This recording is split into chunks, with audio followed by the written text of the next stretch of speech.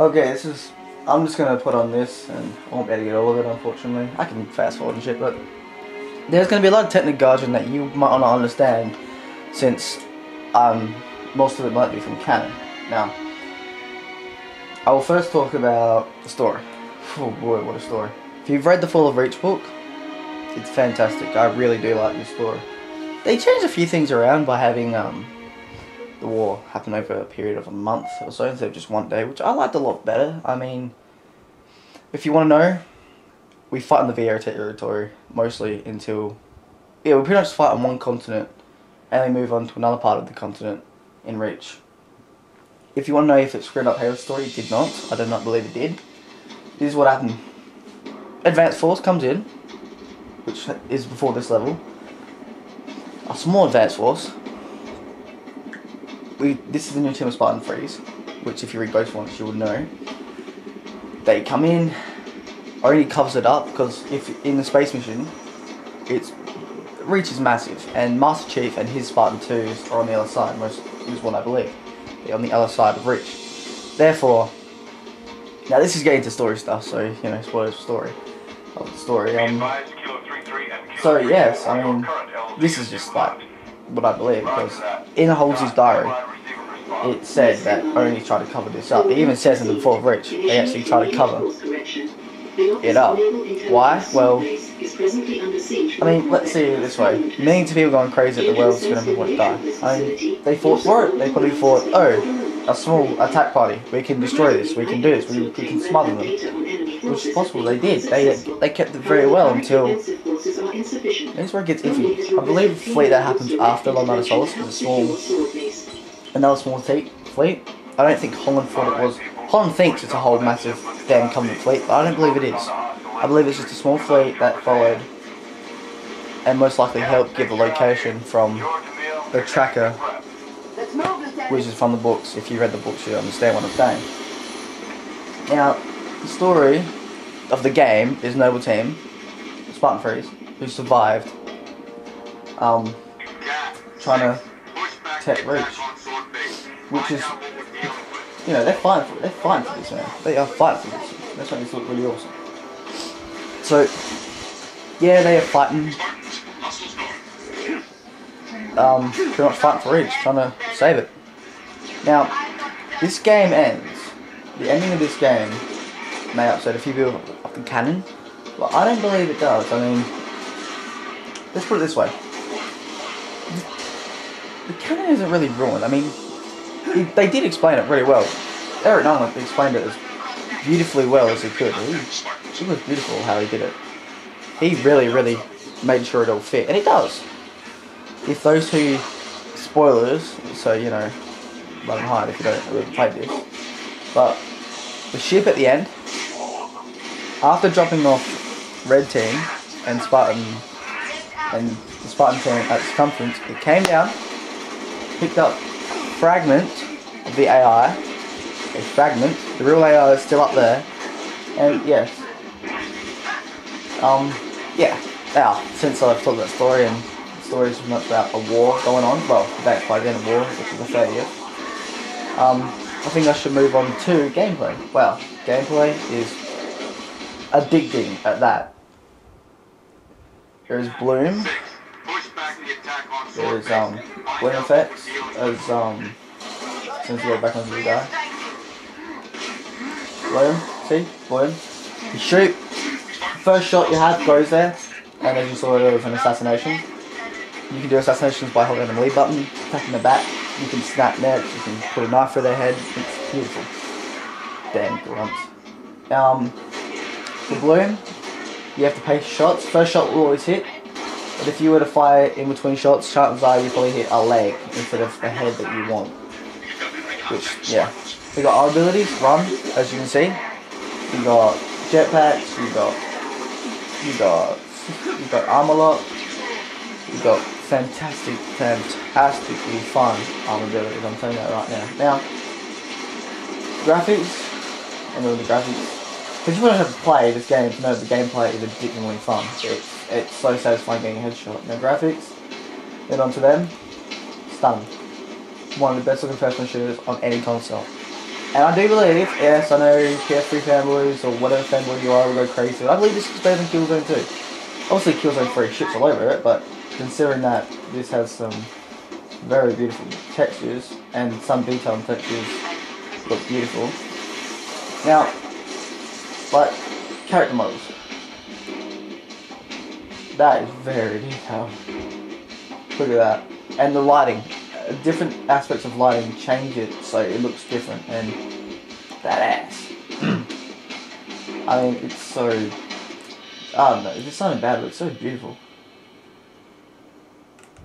Anyway, moving on. The backgrounds using that new LED system. Oh, and if you complain about not seeing 40 enemies and 60 people, 40 enemy AI and 20 vehicles, let's see. All of them who we've just killed, considering a giant massive ship who's really there. If you go on the theater at the start, you can actually fly to it if you can glitch it, and it's really there whole time, really fully rendered there. Plus that going on, there's like 1, 2, 3, 4, 5, 6, 7, 8, 9, 10, 11, 12, 13, 14, 15, 16, 17, 18, 19, 20. There's like over 25 vehicles there. That's what they're talking about. That's what they meant, I believe. Anyway, just a fast forward. Yeah, this is a great detail in it. I mean, yeah, crazy. I mean, I believe it looks. I believe it looks better because I've seen this look way better on other TVs. So my TV's not 100% HD. Oh my god, awesomeness. I mean, I don't know if I change the manager it'll look better. I know it does. I've seen it look fantastic, but yeah. What else? Multiplayer. Ooh, that is addicting. And credits. Now I can't show you because this is. I'm showing it like this, but multiplayer is very, very good. You rank up. Well, yeah, you rank up from you fight, you get credits, you can upgrade your spawn to whatever you want, make them look like anything you want, pretty much, after you've unlocked it, and you kill, you level up from the credits, you unlock awesome stuff, you make your spawn who you want it to be. It's very addicting, Forge. There are Forge maps you can play on, which are great. I mean, some of the Forge maps are beautiful and brilliant. Forge, oh, that's another great feature. That was from Halo 3, and it was very fun. It was very fun this time. You can create whatever you want. You can pretty much create. Let's put it that way. You can create that in Forge. Not like that detail and shooting stuff, but you can pretty much make a standard model of that in Forge. You can make giant elites. You can make a giant brute, which I've seen, and it looks fantastic. Pretty fucked up though, but you know, what are you gonna expect? Now, firefight. Now that's fun. You could firefight is pretty much if you want to go fight Covenant without the story or anybody besides you except your mates. You can do it. You can fight for as long and as hard as you want, which is very fun. I'm telling you, the way you can kill stuff and all that, the way that you can you know, get headshot after headshot after headshot after headshot, and then just go and fuck it. I'm gonna get a rocket launcher ammo. You know, you can tweak it so rocket launcher has unlimited ammo. You can change it to what you want it to be. It's so addicting and fun. Unlimited rockets and jetpack, just grunts is addicting. It's just so fun. Now, this is my first review, and it's not going to be the best. It's going to be probably one of the shittest reviews I'll ever see. But you know, if you have seen TMK reviews where he just goes on and on about talking about what he loves about it, this is my reviews like this. I just talk what I want. I'm not going to be like staying with people going, oh yeah, fuck that, whatever. I'm not a fucking soldier. I'm gonna talk what I want to talk about, right? And this is it. Now what else? AI, fantastic. Oh, AI. So the best AI in any video game to date. Not the best. Definitely up there, probably second best. After Fear. Yes, Fear 1 AI. Badass. Like a motherfucker. Grant's being told, dickheads, dumbass fucking cunts. Yeah, that's where I like to deal with it. Woo! Anyway, think this might be coming to a wrap. I can keep on talking since I've got 50 minutes. I can talk and talk and talk and talk and talk.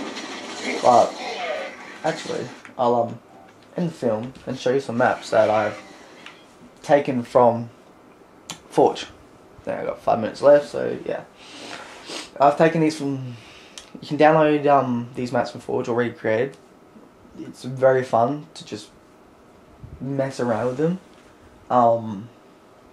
It's fantastic. Now this is what you get: Forge, Theatre, Custom Games, Firefight, Matchmaking, Campaign. We've got Custom Games, doesn't know, it's Forge. Yeah, map. Forge World. People have made Scarabs, people have made stuff from Star Wars, they've made Atlantis, Battlestar Galactica, they've made cruise ships, they've made D-Day, they've made Emperor's Throne Room, they've made Giant Scarab Ship, Gravity Shift, Gunshot, Halo 2 Scarab, Hogwarts. They've made so much good stuff. I reckon a good one would be, I think I have it. It's they have the POA, they have Star Destroyers, Brute, Chieftain, I think. Oh well, get a ship, we just go to any company cruise. Fuck it.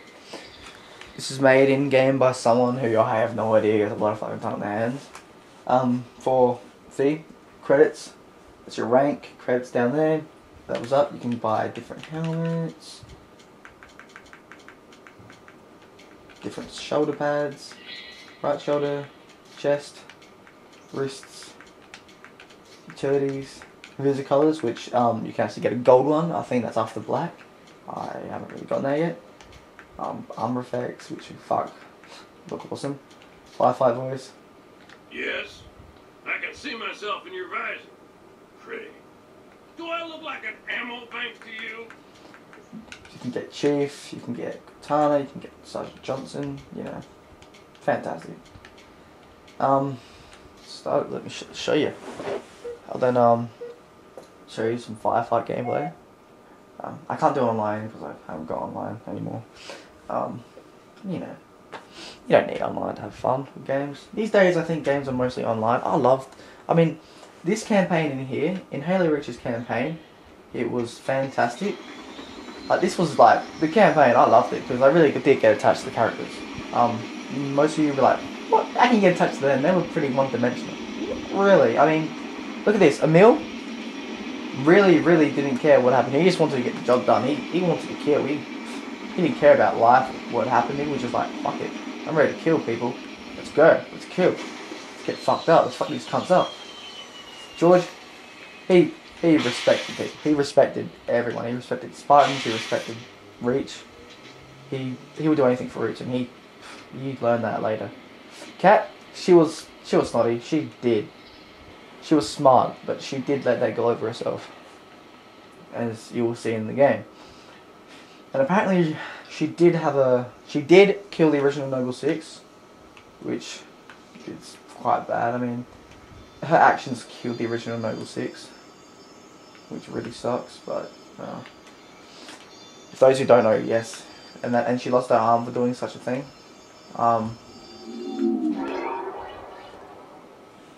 Her and Carter are very close together. They really are. You've seen the cutscene before, A Long Night of Solace. They definitely have a connection there because they're the only last surviving members of the original Noble team, which are Spartan Freeze, who've gone through their missions and have survived. That's them. They've gone through their missions and survived. They haven't died, and that's how they go into Noble team. They were just brought into there. Yes. And if you want to know, Noble team is Army, not Navy. And if you want to know that, in Halo's C2, 3 and ODST, you are the Navy. So I believe that half the Army was attacking the half that was on Reach, the Advanced War Party. It's just like story stuff, because I love stuff in that story. I mean, story is my main objective when I play video games, and there are games out there that are good for story. Mass Effect, you know, Red Dead, Gears of War. Yes, I did say Gears of War, but if you've read the books, which You know, not much fans do, because if you read the books, you do get a lot out of the games. Like, without the books for Halo, you would not understand who the Prophets were. You would not understand how Johnson survived in this Halo 2, who Halsey is, who the Spartan Frees are.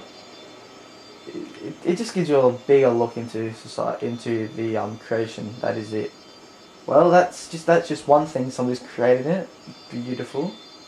Now let's go with whatever time I have remaining.